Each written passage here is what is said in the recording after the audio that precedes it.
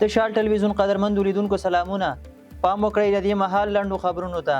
د اسلامي همکاریو سازمان راتلونکې غونډه کې د افغان جنونو د زده کړو پر موضوع خبرې کیږي.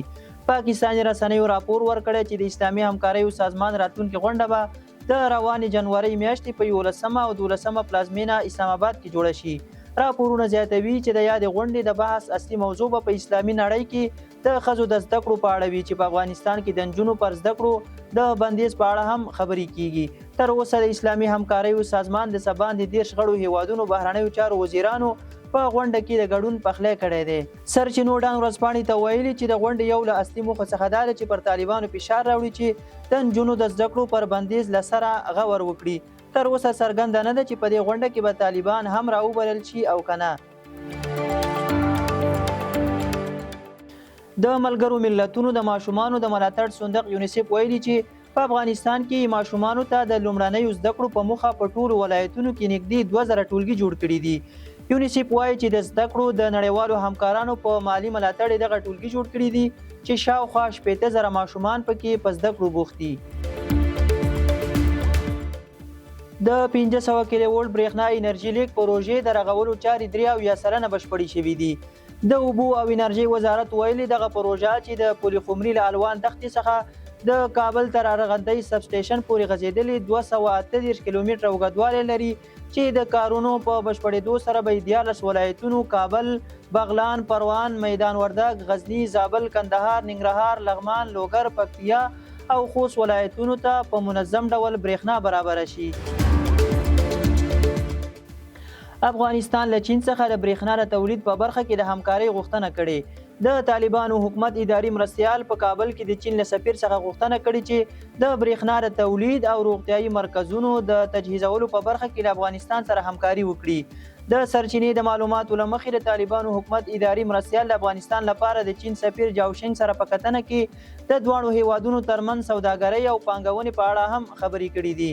بل خوا د چین سفیر په دې کتنه کې ویلي چې بیجینګ له پاکستان او ایران څخه د راستنو شویو کډوالو لپاره د کورونو جوړولو، روغتیا، په یو شمېر ولایتونو کې د سړو خونو جوړولو سروې او د افغانستان د کانونو د ایستلو په برخه کې همکاري کوي. د کونړ پر سیند زیانمن شوي پلونه بیا رغول کیږي. د طالبانو د کونړ والي وایي چې د ولسونو او ولایتي ادارې غوښتنو پر اساس د ټولګټو چارو وزارت له لوري په نورګل او سرکاڼو ولسوالیو کې د کونړ پر سیند د زیړي بابا او پشت زیانمن شوي پلونه بیا رغول کیږي. دغه پلونه چې د خراب کیفیت له امله کلونه وړاندې تخریب شوي، ځایي اوسیدونکي له مشکلاتو سره مخ کړي دي. لغمان کې د شاتو مچیو د روزنې لپاره د بیرې ځنګل کرل کیږي. د لغمان ولایت د کرنې اوبو لګولو او مالدارۍ ریاست مسؤلین ویلي چې د یاد ولایت په قرغیو ولسوالۍ کې د ملګرو ملتونو د کرنیز پراختیایي پروګرام په ملاتړ د 95 میلیونه 280,000 افغانیو په لګښت پر 10 هکتار ځمکه د بیرې او عنابو ځنګل کرل کیږي. د یاد ریاست په وینا په دغه ځنګل کې به 50,000 نیالګي کېنول شي چې هم مهاله به ورسره سلګونه ځوانانو ته د کار زمینه برابره شي. کندهار کې د وطني تولیداتو 3 ورځنی نندارتون پرانیستل شوی. د طالبانو د صنعت او سوداګرۍ وزارت په خپله ایکسپاڼه لیکلي چې د سیکارام احمدزي بازار موندنې شرکت لخوا په کندهار ولایت کې د وطني تولیداتو او محصولاتو ملي نندارتون پرانیستل شوی. د معلوماتو له مخې په دغه نندارتون کې دا مهال 100 غرفې فعالې دي چې 3 ورځې به دوام وکړي. یوه الوتکه چې 300 افغانان پکې سپاره وو د دوشنبې په ورځ فلیپین ته ورسېده. د معلوماتو له مخې د واشنګټن او مانیلا ترمنځ د شوي تړون له مخې به دغه کسان په موقت ډول په فلیپین کې تر هغه وخته پاتې شي چې د امریکا ویزې ترلاسه کړي. د امریکا او فلیپین چارواکو په مانیلا کې په یوه خبري کنفرانس کې اعلان وکړ چې وړ افغانان چې پخوایي په افغانستان کې د امریکا سره کار کړی فلیپین ته استول شوي او ټاکل شوي چې د کډوالۍ ځانګړې ویزه ترلاسه کړي.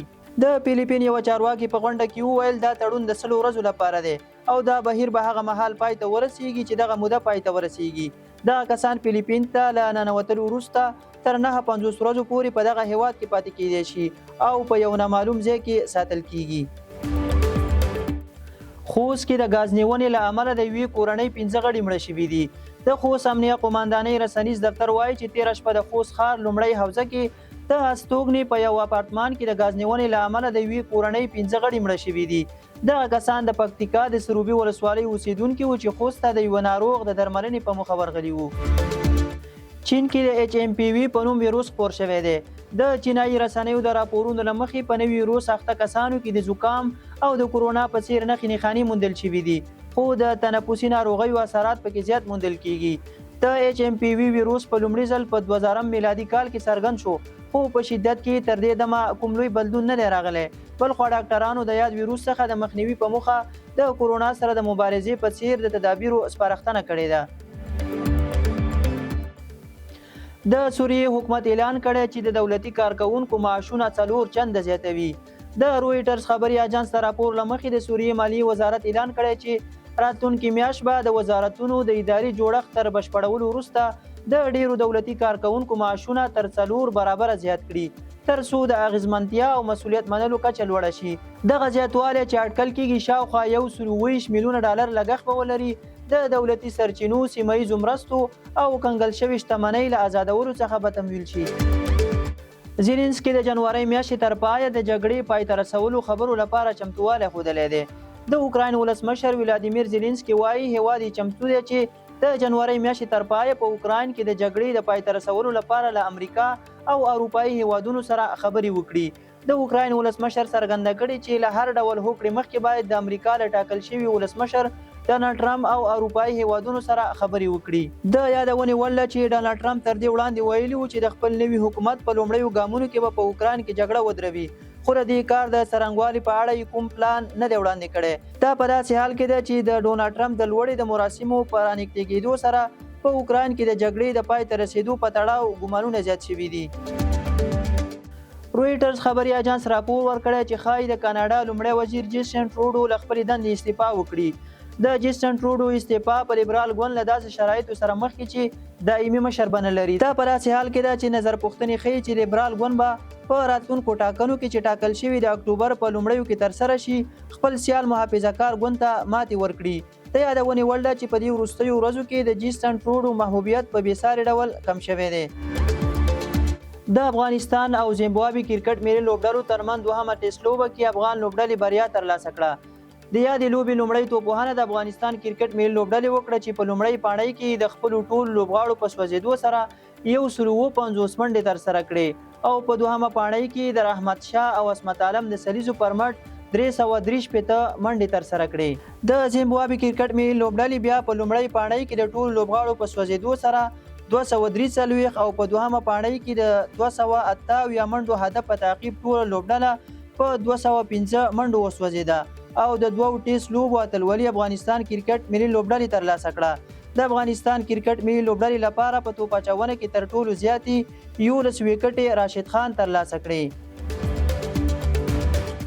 د شاه ټلویزیون قدرمن لیدونکو دا و د نن ورځې مهم خبرونه. تر بیا ښې چارې.